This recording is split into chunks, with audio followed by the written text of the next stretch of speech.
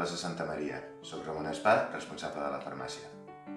Bueno, per entendre una mica el nexe que té la farmàcia amb la plaça, hem de saber que ja des del 1635 consten registres que hi havia un establiment on s'hi venien medicaments i remeis.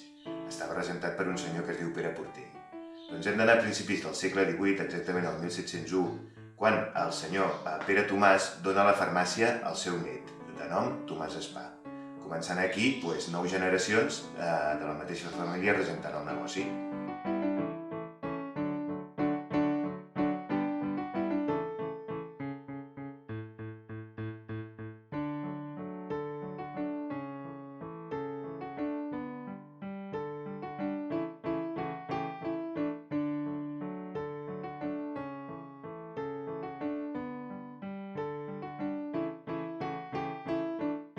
Hem d'entendre que estem dintre d'una estructura on hi ha el que és la farmàcia i a sobre la vivenda que ha sigut sempre de la família, fins a dia d'avui que hi continuen vivint els meus pares.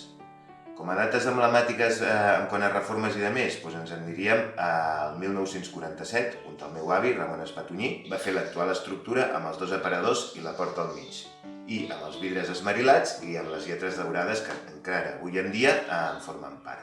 I també ens hem d'anar al 1990, quan el meu pare, en Ramon Espavera, va reformar el que és la façana, amb l'actual creu, que també crec que té un valor molt maco.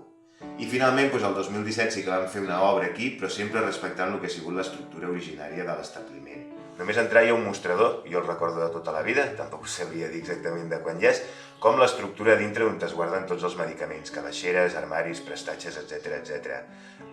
També, com es pot veure, s'han guardat també totes les orles, tot el material que s'ha pogut anar, i el tenim aquí exposat una mica per nosaltres, però evidentment per qualsevol persona que estigui interessada estarem encantats d'ensenyar-los-hi.